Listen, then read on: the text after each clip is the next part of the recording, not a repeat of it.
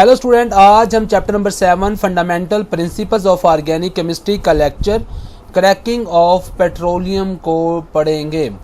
Student, जो petroleum की हम फ्रैक्शनल डिस्टिलेशन करते हैं उसमें से हमें सिर्फ 20% गैसोलीन हासिल होता है। गैसोलीन क्या होता है? वो वाला पेट्रोल जो हम गाड़ियों के अंदर, बसेस के अंदर, अपनी मोटरसाइकिलों के अंदर इस्तेमाल करते हैं, उस पेट्रोल को हम गैसोलीन कहते हैं। तो इतनी ज़्यादा डिमांड है कि सिर्फ और सिर्फ हमसे 20% ही डिमांड पूरी हो जाती है। तो हम क्या करते हैं, इस हाई डिमांड को पूरी करने के लिए तो हम जो लेस डिज़ायरेबल पेट्रोलियम फ्रैक्शन है, वो वाली फ्रैक्शन जो इतनी ज़रूरी नहीं है, मिसाल के तौर पर कैरोसिन ऑयल जिसमें 14 कार्बन होते हैं और गैस ऑयल में 18 कार्बन तक होते हैं, इनको तोड़ लेते हैं और तोड़ के गैसोलीन में कन्वर्ट कर लेते हैं। स्टूडेंट, गैसोलीन में नॉर्मली 7-8 कार्बन होते हैं, तो हम बड़े हाइड्रोकार्बन को जिसमें ज़्यादा कार्बन होते हैं तोड़कर छोटे कार्बन में कन्वर्ट करने की कोशिश करते हैं। इसको हम क्रैकिंग कहते हैं। क्रैकिंग होता है तोड़ना, बड़े ज़्यादा कार्बन वाले कंपाउंड को तोड़कर छोटे कार्बन वाले में ले आना। कैरोसिन और गैस ऑयल में कैरोसिन में 14, गैस ऑयल में 18 कार्बन तक होते हैं, तो हम इसको गैसोलीन में कन्वर्ट कर लेते हैं जिसमें सिर्फ और सिर्फ 7-8 कार्बन तक होते हैं। तो डेफिनेशन करनी पड़े तो करेंगे कि ब्रेकिंग ऑफ हायर हाइड्रोकार्बन्स, बड़े हाइड्रोकार्बन को तोड़ना जिनके बॉइलिंग पॉइंट क्या होते हैं, ज़्यादा होते हैं, having high boiling points into a variety of lower hydrocarbon. Lower hydrocarbon में तोड़ लेना उनको जो ज़्यादा वोलेटाइल होते हैं या जिनका बॉइलिंग पॉइंट क्या होता है, लो होता है। फॉर एग्जांपल, एक हायर हाइड्रोकार्बन है C16H13, हम इसको तोड़कर हम इसे क्या करते हैं, C7 और H16 वाले कंपाउंड में कन्वर्ट कर लेते हैं। तो स्टूडेंट, जब हमने इसको तोड़ना है तो ये C6, C7 और H16 में कन्वर्ट हो जाता है, जो पेट्रोल के तौर पर इस्तेमाल हो जाता है, जो गैसोलीन के तौर पर इस्तेमाल हो जाता है। इसके अलावा हमें कुछ कंपाउंड जो बाय प्रोडक्ट्स हैं जैसे इथीन और प्रोपीन वगैरह भी हमें मिलते हैं। तो इस प्रोसेस में हमने क्या किया, जो कार्बन कार्बन के सिंगल बॉन्ड थे लॉन्ग चेन के अंदर जो अल्केन की थी, उनको तोड़ा और हमने उनको छोटे मालिक्यूलों में कन्वर्ट कर लिया। उनमें हमें अल्केन भी मिल सकते हैं और अल्कीन भी मिल सकते हैं।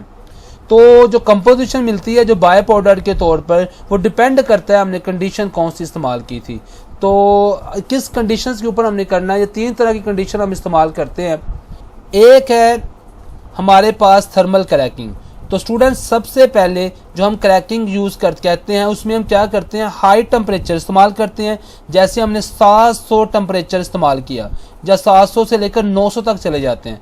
तो 700 से लेकर हम 900 तक जो टेम्परेचर, हाई टेम्परेचर पे करते हैं और प्रेशर भी हम हाई अप्लाई करते हैं, तो इस तरह हीट करके जो तोड़ लेंगे उन्हें हम बोलेंगे थर्मल क्रैकिंग। और इसमें जो हमें अनसैचुरेटेड हाइड्रोकार्बन्स जो होते हैं वो ज़्यादा मिलते हैं। तो स्टूडेंट, इसमें एडिटिव कोई इस्तेमाल नहीं करते, सिर्फ और सिर्फ टेम्परेचर हाई रखते हैं और प्रेशर हाई रखते हैं। और दूसरी क्रैकिंग है हमारी कैटालिटिक क्रैकिंग। कैटालिटिक का मतलब ही वर्ड से ज़ाहिर हो रहा है, कैटलिस्ट इस्तेमाल करना है। तो ऐसी क्रैकिंग की टाइप जिसमें कैटलिस्ट यूज़ करेंगे जैसे कि एलुमिना, सिलिका वगैरह, और हम टेम्परेचर ये लो पे काम हो जाता है। जो हमने 700-900 पे करना होता है वो सिर्फ और सिर्फ हमारा 500 सेल्सियस तक हो जाता है।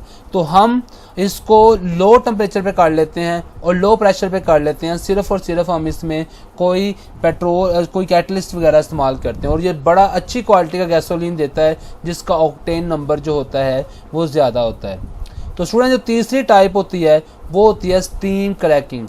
तो स्टीम क्रैकिंग के अंदर हम अपने पेट्रोल को स्टीम के साथ मिक्स करते हैं और इसको 900 सेल्सियस तक को गर्म करते हैं और फिर फौरी कूल कर लेते हैं। तो इसमें हम प्रेशर वगैरह नॉर्मली अप्लाई इतना नहीं करते, तो हम इसमें जो लोअर अनसैचुरेटेड हाइड्रोकार्बन है वो हमें ज़्यादा मिलते हैं। तो ये 3 टाइप्स थी। थर्मल वाली इसमें सिर्फ हीट करके तोड़ते थे, कैटालिटिक में कैटलिस्ट इस्तेमाल कर लेते थे, और स्टीम वाली में स्टीम यूज़ कर लेते थे। इनका क्रैकिंग का एक और भी बड़ा फ़ायदा है कि सिर्फ और सिर्फ गैसोलीन ही नहीं पैदा होती, उसकी यील्ड ही नहीं हमें मिलती। इसके अलावा जो बाय प्रोडक्ट्स मिले थे इथीन और प्रोपीन, ये भी क्या होते हैं, हमारे बहुत ही यूजफुल होते हैं। तो इसमें जो बाय प्रोडक्ट्स हैं, ये सवाल आ जाता है इसका एडवांटेज क्या है, इसका और फ़ायदा क्या है। तो आपने क्या है, बाय प्रोडक्ट जैसे इथीन, प्रोपीन और ब्यूटीन और बेंजीन वगैरह होते हैं, ये भी मिल जाते हैं। और इनको हम मुख्तलिफ इंडस्ट्रीज़ के अंदर इस्तेमाल करते हैं, जैसे कि ड्रग मैन्युफैक्चर करना हो, प्लास्टिक बनाने हो, डिटर्जेंट बनाने हो, synthetic fibre, fertiliser, weed killer वगैरह बनाने हो, या बहुत सारे इंपॉर्टेंट जो इंडस्ट्री के केमिकल्स हैं जैसे एथेनॉल, फिनॉल और एसीटोन वगैरह हों, उनमें हम क्या करते हैं, इनको इस्तेमाल करते हैं।